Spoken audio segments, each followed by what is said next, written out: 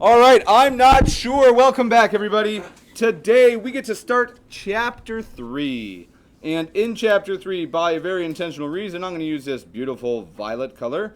Is this violet is my first question. Dark purple's violet, right? And then it gets kind of blue to be indigo. I'm not good with colors. Anyway, check it out. Chapter 3. We get to move forward a little bit. Both figuratively in the sequence of our course, but also with motion we're moving forward, so it works on multiple levels there. What did we talk about last chapter? We were talking about motion of some sort. Position, certainly, and time, and a change in your position over a change in time gives you what? The velocity. Now, as we look at chapter 3, there's an immediate question. How many times in your life do you maintain the exact same velocity, like constantly? Probably never. Like almost never. Even driving a car, if you think you're going 30, you're probably going 29.8 to 30.2, even if it says 30 on your speedometer. What do you call that change in velocity? When I go faster or I go slower, there's a name for it. Starts with an A. Holy acceleration. So we get to look in chapter 3 about this big idea known as accelerated movement.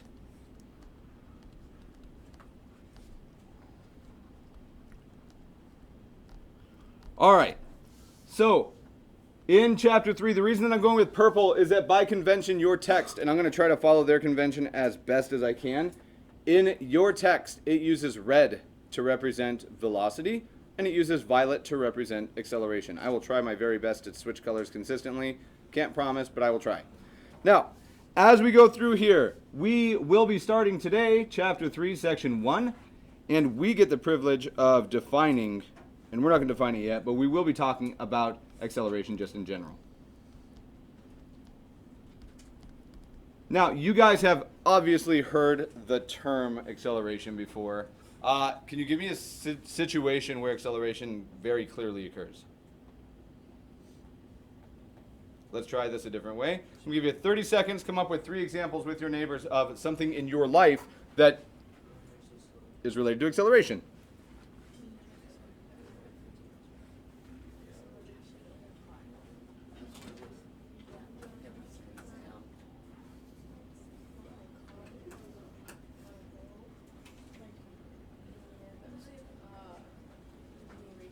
All right, from one group I heard running. If I wanted to start running, like I don't know what a good speed is. Let's say 10 miles per hour is like a pretty quick run probably for me, really quick, I don't know. If I were to go 10 miles per hour, can I go from right now to 10 miles per hour? No, I'm going to go from every number between 0 and 10 on the way there, right? Now, there's an example. Another one. Driving. Now, when I step on the brakes as I'm approaching the stop sign here, am I accelerating? Yes, I am. It's weird, but yes, we're not going to use the word decelerate. It is still acceleration. Same idea, just different direction. So driving, running, any others? Sorry? So driving a boat, I'm going to count as driving a boat. Flying, I'm going to count as driving a plane. Falling, ooh. Does stuff speed up as it falls? Why? Cool. Now, check this out. I'm walking roughly at 1 meter per second. Still 1 meter per second. Did I just accelerate? I'm still 1 meter per second. Here I am. Trying to turn around here. 1 meter per second. Same speed. Am I accelerating? Are you sure? Okay. Well, we'll see. Now, as we get through here, right off the bat, I'm going to try to not go like too fast. But I think that sometimes I might slow to a crawl as we're going through stuff. Please let me know. Can we agree that in the real world, velocity varies? Like pretty wildly. So our first section, and this is going to be not terribly long, we've been looking at pictures to help us make sense of stuff, and I prefer to use the particle model, but they're all just motion diagrams. As we're looking, everything we've seen so far has been uniform or constant. Our first focus is going to be on these non-uniform motion diagrams.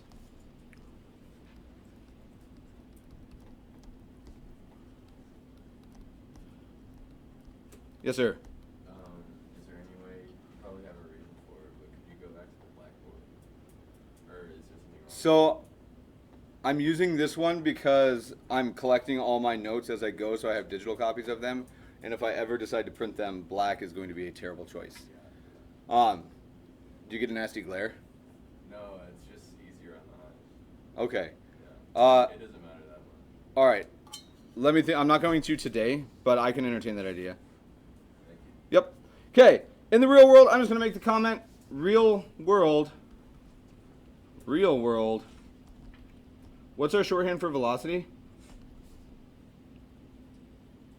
V, and it's a vector, so we'll just say this. Velocity, instead of saying varies, changes. Now, it changes all the time with everything. We don't feel velocity. You never feel velocity. What you feel is acceleration or maybe some bigger changes than that. As we look at these non-uniform motion diagrams, what we need is a way to think about and to describe motion. And specifically, it's our non-uniform motion, but that's going to get really redundant, so we'll look at this. We're in non-uniform motion, and we're going to talk about how to describe it. Okay. First comment, I'm going to say uniform motion, which is just constant velocity. That's what uniform motion means. Uniform motion is smooth. Uniform motion is smooth. Now, imagine you're in an airplane and there's zero turbulence and it's the smoothest plane ride ever. As you sit on the runway, ready to take off, it's pretty chill. It's smooth. You might feel the plane buzzing because they're turning stuff on, but you don't feel that movement. As soon as they decide they're going to take off, you feel your body being pulled where? Into your seat, because what's happening? So, yeah, you're speeding up. You're accelerating. And you feel it, you feel it, you feel it. You'll feel the tilt of the plane, right? Everybody has that inner ear balance. And then let's say we fast forward 10 minutes, the smoothest air you've ever flown in. You're flying down. The plane might be rattling just because it's, a plane. But do you really feel the changes in movement anymore? No, you feel nice and smooth just going through there. We don't feel velocity. We feel acceleration. We feel changes in acceleration known as jerk. And then these ones are just fun. Anybody in here ever driven a manual or a standard car? Have you ever killed it when you're trying to get going? Obviously, right? Everybody does. The car jerks as you do that. Like, you're not feeling just acceleration. You're feeling the acceleration changing. And then here's just a fun, mathematicians and physicists obviously looked at as like the most humorous of all academics, right? Everybody thinks of mathematicians being funny people. You must. I mean, I teach math, right? Okay, all right. Ouch. Beyond that, they really are. Changes in acceleration is called jerk. Changes in the jerk are called snap. Changes in snap are called crackle. And changes in crackle are known as pop indeed. Now, what those actually represent in the real world is beyond me because it gets so abstract pretty quick. But we have this. Now, I want to know just on a quick motion diagram, we'll see a couple of these. My example is I just want you to tell me what happens. And I'm going to give us 3 motion diagrams, and I'm going to ask you and your neighbors to identify what is going on in each. So on example A, let's say we have a dot here. And I'm going to draw some vectors above these just so you know.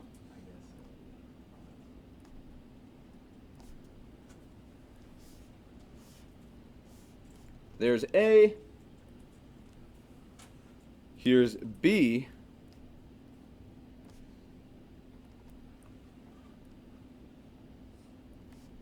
And here is C. And again, I will be drawing vectors above these momentarily.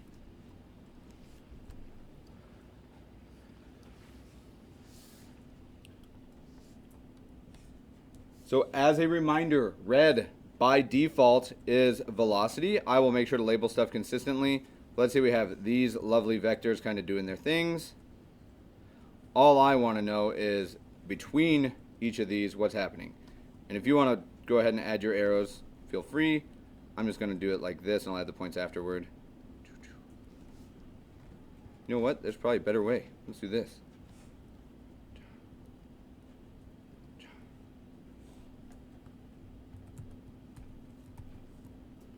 I'm probably focusing more on the drawing than I need to, but I'm already committed, so we're just going to roll with it.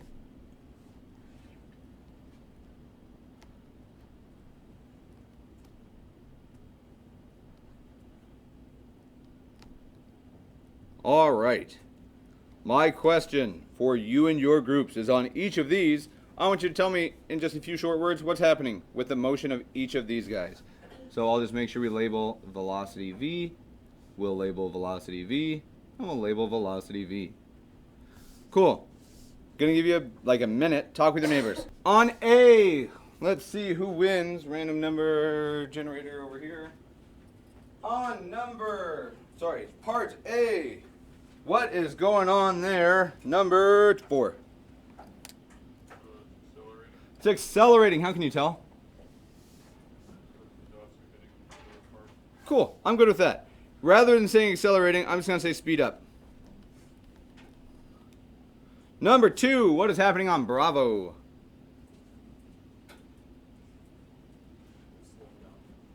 Slowing down. Cool. Slow down or speed down? Thanks, Nick. I heard you exhale loudly through your nose. I appreciate it. And on Charlie, number 5. Constant what? Constant speed. Love it. Now, we have kind of looked at these ideas already, and you could legitimately just be looking at a bunch of positions, right? If I just put the dots, you're seeing the position change. If I put the vectors above, all of a sudden you notice that the velocity is changing as well. As you speed up, just to make sure, what happens with the magnitude of each of these velocity vectors? Starts here, here, here. They're getting larger, right? Their magnitude, their size, their length, their velocity is increasing. Now, all of this comes back to our main point today, which, what's the name of this section again? Let's define that bad boy. So, here we go. Acceleration. Can't look there, we're going to look here. There we go. Acceleration. Now, everything in here that we do is going to boil down to, I'm going to make that a little tilde. It's essentially just a math equation that we're going to deal with in here. It won't be that way all throughout physics, but especially with motion and kinematics, this is going to be consistent for a little while. Now, if I asked you to go back and, without writing it down, can you define for me velocity?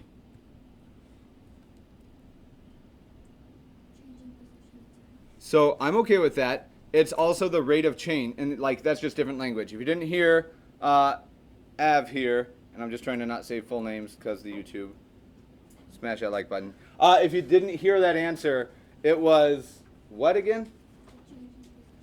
It's a change in position over a change in time. Now you might think of that as slope, and that's fine. Or ROC might be the rate of change of your position, right? How fast your position changes. Now, when we start to think about velocity, we see, acceleration, we start to see something else changing. It's not just position anymore. Does this velocity change as I slow down? If you slow down, does your velocity have to change? It better, right? Because you're slowing down. When we look at acceleration, couple ways that we can do this. We're going to say formally, it is the rate of change. I typically use ROC, but you do you. It is the rate of change of an object's velocity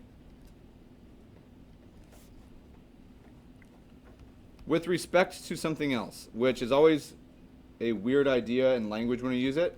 We're looking at how much velocity changes over some amount of something. If I give you how fast, I'm just going to give it to you, time. Respect to time just says that we have to worry about some amount of time. Now, couple things.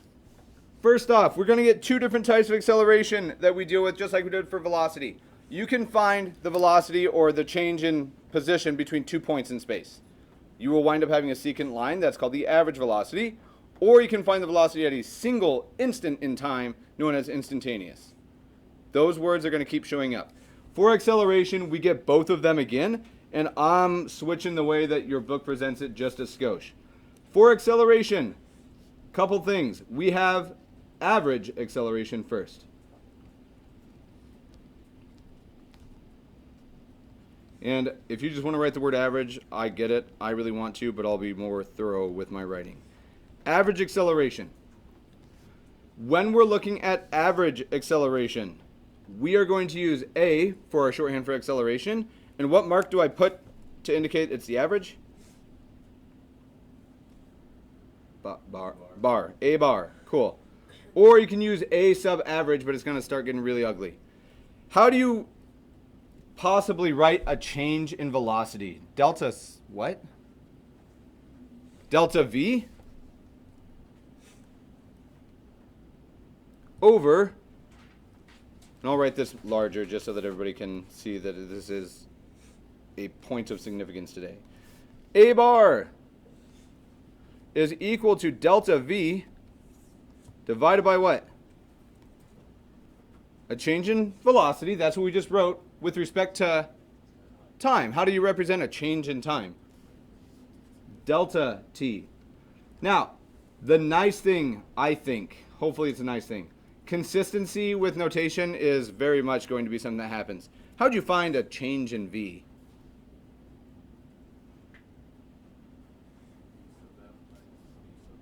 V sub f, my final velocity, minus my initial velocity, v sub I, and then divided by, same thing with time, t sub f minus t sub I. All right. Now, this thing, if we were to think about, I'm going to put a star here because this is one of the big ideas. Average acceleration, you need two velocities, right? Now, we're not in a calculus course. Sorry, I'll do it like this so it's in your perspective. You typically find this rate of change between these two, you just work out the slope or the rate. With average, remember, this is a secant line. Secant line. Slope. And a secant line hits how many points? 2. 2 points are what we need. Now, this one is always weird without the calculus idea, but if we have average, what else do we have? Average is between 2 points, it's a secant line. What about at a single point? Instantaneous. So we have our average acceleration, and we're also going to roll with our instantaneous. Now, for this, it's strange because we don't have the math needed to really, truly look at it. Instantaneous, I don't know why this is coming out as caps. It's the same thing, sorry. Acceleration. Okay. We're just going to say at a single point, if you want to have it. Do I need to write that down at a single point in time? At a single instant, maybe, would be a better way to think about it. I'm just going to write the notation here. The formula is going to wind up being the same. However, if we need to write it and be clear that it's instantaneous, not a bar, but a vector, or a bold letter to indicate it's a vector. Okay. Last big part that I want to look at, or I guess one more thing. Secant line is my average. What sort of line would you draw if it's at an instant? Tangent line. Love it. Tangent line. And specifically the slope of your tangent line. And we'll look at these graphically here in a minute. Here's my challenge for you. I've left just a little bit of space on the side. I want you guys to help me figure this out. The units for acceleration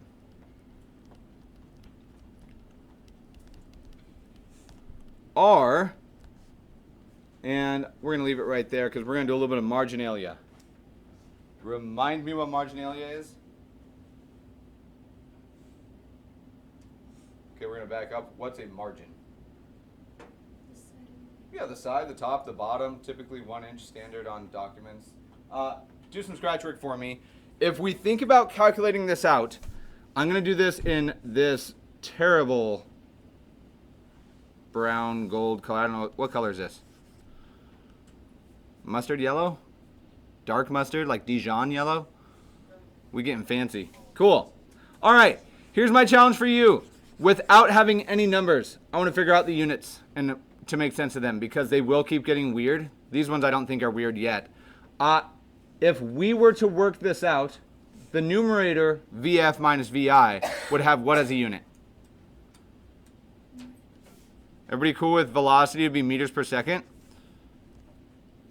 Over time would be what? Seconds. Clean that up for me. Little tiny math game. Find me the units for acceleration. This is my scratch work in this Dijon color. Meters per second per second.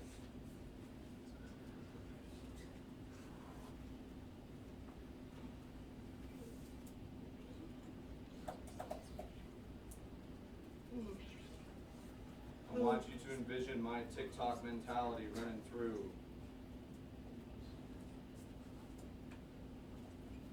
What do you do about this? Love it, love it, love it. Struggling to start? I'm going to add a piece. Man, this looks ugly because now it's a fraction over not a fraction. And, whoa, that doesn't quite work. Now, if only s were a fraction. Okay, now.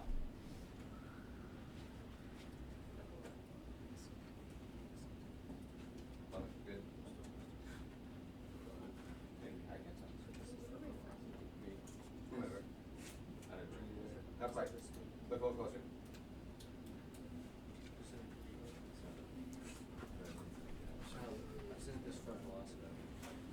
Meters per second is velocity. This is delta v over time. So we are actually getting meters per second over seconds when you do this calculation. We just want to see what the unit spits out as to make sure it makes sense. Okay, we are not pure math class in here. My hope is that as we get rolling, like we're getting close to that rust all being gone, to divide by seconds, that's the same as doing what? Multiplying by 1 over s, which would come out to what? Meters per, what's s times s? Second squared. Now, this unit always feels weird. Meters per second squared. That's how you'll hear me say it like 99% of the time. But I'll tell you conceptually, meters per second might make more sense. Or not. We'll check. Is it possible that I'm going 1 meter per second?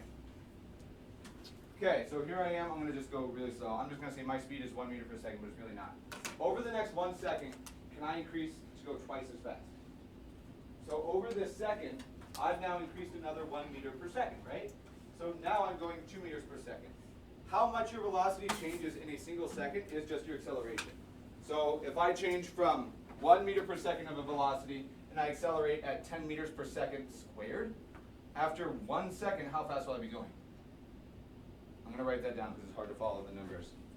I am initially at 1 meter per second. And at the second, after I accelerate, I wind up at 11 meters per second. How fast did I accelerate over that 1 second in time? 10 meters per second, right? Over that 1 second, I increased my speed by 10. If I kept accelerating that fast, how fast would I be going next? So t equals 1, t equals 2.